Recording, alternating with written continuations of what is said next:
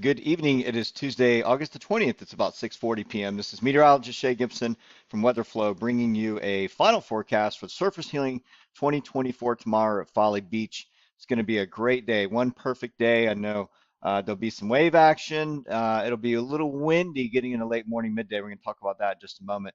But at least know that the temperatures will start to cool off a little bit. You have some cooler, a little bit of drier air moving into Mars. It's going to feel better than these hot, humid conditions that we've had brutally all summer. Either way, let's go ahead and put me down here in the corner. Again, hats off to Nancy Hussey, all the volunteers for this event. Couldn't do it without everyone involved. But this is the page here by Nancy Hussey from Surfers Healing, 6.3K members, and lots of activity going on today. So that's where this forecast is probably going to get lost in the mix. Hopefully, you'll catch it. Either way, there you go. Lots of activity going on in the group and some latest information, lots of excitement in the air. So hopefully everybody will have a great time tomorrow. I'm sure you will. Let's go ahead and take a look at the latest conditions at Folly Beach Pier. A little bit rainy, a little bit of storm action moving along just inland along the sea breeze front and trailing off along the coastline. So we've had that this afternoon to deal with. So yicky kind of situation this evening.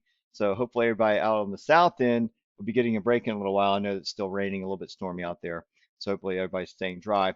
But looking at visible satellite with with simulator radar, you can see the clouds, everything's starting to come to an end as the storms fired off along the sea breeze front inland, and now the sea breeze front has broken free, and we start to see clearing. So eventually, South Folly and those areas will start to clear.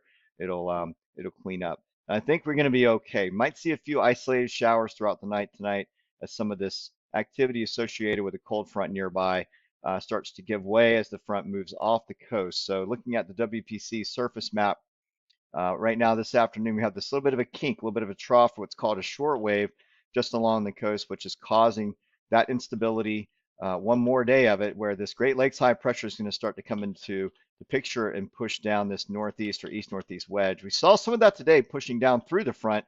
We're going to see it more so as we get into tomorrow morning as this high pressure really sinks down towards the Ohio Valley, and we see clockwise winds coming down with it down the coast, and we get this east northeasterly wedge set up, is what we call it. We have northeast wedge is the technical term for it, but here the winds bend a little more east northeast and a little bit more parallel to the coastlines on the Barrier Island beaches. So that's what's going to occur, and that's going to be the tricky setup for tomorrow. Is that east northeast wind really starts to crank up. Now the timing of that is going to matter because let me pull up the map here. In the morning, it may feel really light, like there's not a big deal, and you end up with an offshore north-northeast flow. Today we saw this east flow break through, and then what we're going to end up seeing tomorrow morning is overnight tonight during this kind of event, even with east winds, they tend to back more north-northeast, sometimes even north. So we get this offshore flow. So in the morning, it'll be nice and glassy. Likely, I'd be surprised if we saw northeast set up already. But that's generally what we're going to see is probably tomorrow morning when you wake up, it'll be offshore, nice conditions. The cloud, you'll see a few clouds, things are starting to clear. And then as the day goes on and the sun comes out and we get some daytime heating, well, those winds start to bend in towards land. We get that northeast to east northeast. This is side shore wind, and you're going to feel that around 9, 10 o'clock. You'll feel a few puffs here and there. You'll feel like it's going to get windy, then back off. And all of a sudden, right around 11, maybe 12 o'clock, these winds will really start to crank in on shore. And that has a lot to do with something called sea breezes, right? So this is a different kind of sea breeze from a different direction, but it does a lot with the wind to make it push on shore, and it cranks up pretty quickly. So I've actually identified the tables here in the forecast that's going output for tonight for iKitesurf and Wind Alert and all these other apps that we run. Is the Folly North end. This is also going to be indicative of Folly South end, and then the middle as well, where this is the time frame somewhere right about here, right about 11 to 12 o'clock. It's going to go from northeast, which is going to feel a little more offshore there, to east northeast, which that's going to crank up. So that's the time frame. So after about 11, 12 o'clock and all the way through the afternoon, these winds are going to be cranking up pretty good in the 15 to 19 knot ranges. So just be aware that it's going to generate a current from north to south, up and from north to south down the coast. Be aware of that current, right? So that's why rip currents will probably be advised for tomorrow from the Weather Service. But either way, just be aware that the winds will be picking up.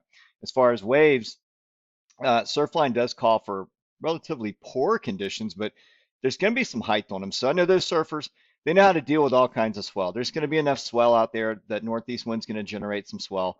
And with those longboards and those guys that are so good, all those pros that ride with these participants, it'll be just fine. It'll be fun either way. There'll be a little bit of wind and a little bit of current, but they'll learn how to deal with that. They're used to it, especially on a longboard. It's easier to paddle against that current. So all good there. I think it's gonna be a fun day. The good thing is that I think a lot of this precip or this rain, I'm going to go ahead and run the triple R models. This is something we'd like to use. And as we go overnight, we see a few lingering isolated showers and storms that kind of peel out by midnight or so. And then as we get into tomorrow morning, maybe you might see an isolated shower hugging along the coast before that northeast wind turns. And then things are going to clear out. It looks pretty good for tomorrow day.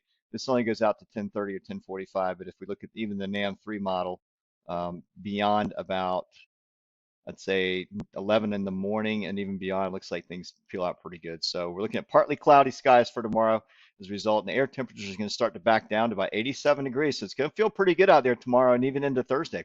So really good shape, guys. I think it's going to be a fun day out there either way. Have fun. Just be mindful of that wind and that current as it cranks up. Um, and outside of that, have a good time, have fun. Thanks, Nancy, to all the volunteers for putting this event together. One perfect day means so much every year to me and to everyone else in my family and for extended friends and everyone around town. So enjoy out there. We'll see you on the next one, but have fun tomorrow. Take care, everybody. Have a good night.